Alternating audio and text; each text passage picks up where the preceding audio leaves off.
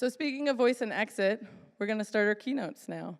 Our keynotes have done lots of voicing and exiting, and the first one is Roya Mahboob.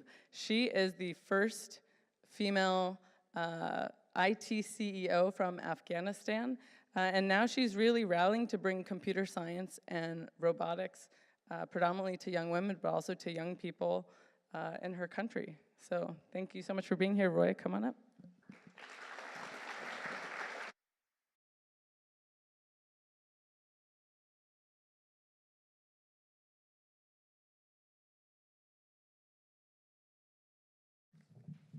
Good morning, ladies and gentlemen. It's a real pleasure to be here today, and thank you very much, Daniela, for having me in your event. I believe deep within all of us is desire to make a difference, the desire to do more, to become something greater, to take part of our changing the world. I believe it's possible for all the people, regardless of their background, to realize their dream and goals, and it only can be cured if we can giving opportunities and education to all the boys and girls around of the world that they can grasp these opportunities to invent, design, and create the things that they can change their lives. Breakthrough the science and technology can start the dream of a child who wanted to do something different and make it a difference. This was a dream that I held in my own childhood. I wanted to do something different. I wanted to explore the world that was bigger than myself and my family. However, this wasn't easy as it sounds. Growing up in conservative countries where the female role model as a business owner or community leaders, my dream was limited to what I knew. For most of the girls like me, their dream came only in one variety. They have to plan to marry under the age of 20 with a man that choose by their families. This was the only opportunity and only possible future. Many of the young teenagers' curiosity is limited to what they know.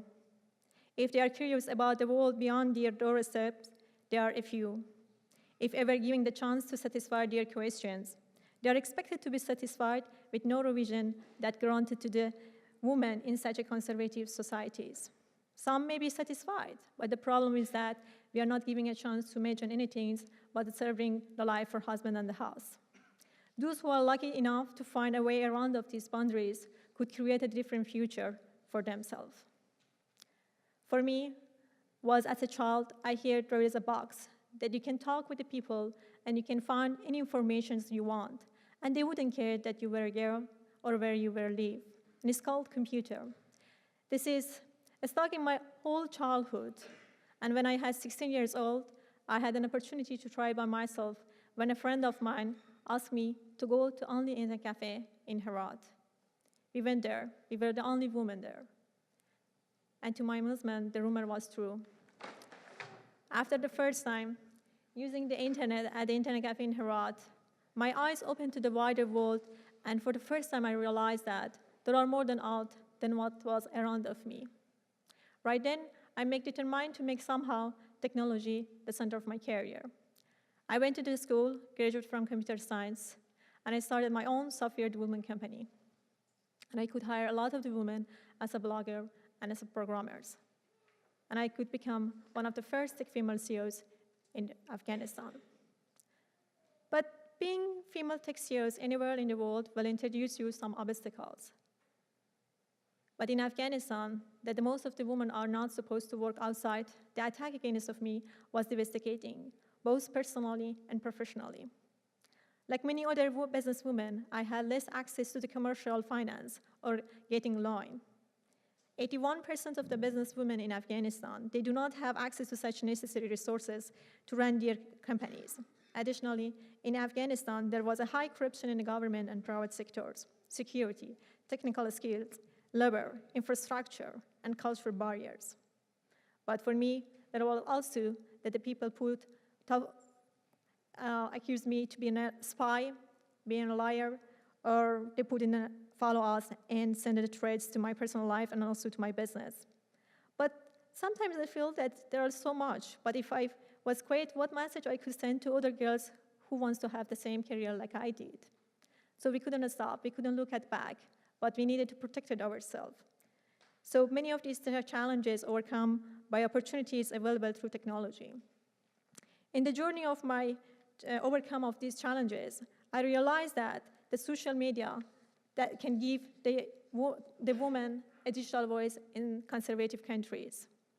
Digitalization can connect them with other parts of the world and change their world, allowing them to leave behind the border they always known. The physical border of a country was no longer limited. The potential of the young women who have access to digital and education. The next generation of the young and youths in Afghanistan must have a better opportunity to be part of the digital society, and they have needed to have the control of their lives. I know that there are millions of the girls who are out. They're just like me. They're curious, but giving a narrow vision to explore the world. They wanted to know more, but they don't know what's truly possible for them. So I wanted to share the success that I realized when I was younger to giving them a door that opened to the rest of the world. So we started Digital STEM Fund, a nonprofit organization that dedicating to providing access to technology and providing the training and skill to female students in order to obtain a variety of the job through technology. It's not only about the job, it's about giving the woman an opportunity to gain independence. They can become self-sufficient to fulfill their dreams and have a digital voice. We have an installed computer lab in 13 technology centers and schools for the female, and staff it with a computer science teacher. Now, we have 10,000 of the girls in Herat and Kabul have taken our classes on technology and financial literacy. We recently started offering entrepreneurship classes, and we have already seen much success with 100 businesswomen startups. I will tell you some of the stories of these girls. We have Farzana, and she and her 3 friends started a uniform shop 8 months ago with $200, and they have already made it $8,000. We have Susan that she started an ice cream shop, and now she has several employees, including of her father. We have Bass Baby, that she was from a very poor family, but she always loved to do hand making. And now she creates business classes and technology that she learned with us. She started her own business, and at the age of 16, she has 25 people work for her. All of these girls are the example of the transformation of the families and communities because of the role of educated women in the society. This is why I believe that technology and real business skills are fundamentally life-changing. You probably heard about robotic team, Afghan robotic team. We brought this year, this team, deposited countless challenges and being too wise to their visa denied. All girls robotic team arrived in Washington, D.C. for the first international robot competition. These girls were a sample of reliance and persistence of thousands of like them. They entered into the official congressman record, making their journey to compete at the first global challenges as a part of American story. They not only won a silver medal for their courage achievement, but most importantly, they won the heart of millions of the people around the world. Women in Afghanistan faced with many challenges and danger when they're pursuing education and success. These young girls brought hope, happiness, and unity, and sense of pride to the Afghan community. Yet again, women are proving that they are the power to make a tremendous impact on the society if ever given a chance. Our persistence must not be ignored, and our voice will not last like thousands of the women in the past centuries. With the power of the media, the social media, our story came to the millions of the people's hand. The people in America, they contact with their congressmen, and many fought for us. And the last minute, we will be able to come to the United States to compete with many other nations. This was a victory, a vision of a hope for a country that for centuries has ignored the women's ability in science and technology. Today, President Ghani, Chief Executive Dr. Abdullah, ministers, parliament, and many other influential leaders in Afghanistan meet our team, and they feel proud of them. However, some conservative groups have started to spread hateness against the robotic team. But for the first time, I saw that the people in the community are standing up together against of this hater, an open show of the support for the team. Today, the community and President Ghani are going to support us for the first time to building the first school of science, technology, engineering, maths, and innovation in Afghanistan. The robotic team was the first step, the journey of the equality. Now is the time for Afghan leaders to lay aside the misconception of the past and embrace the potential of the Afghanistan youth's abilities in development and technology. Technology and education are the keys to unlocking global citizenship for the many young women and girls around the world. And our vision at DCF is to see that the life of everyone is changed, one by one, through the power of technology and education.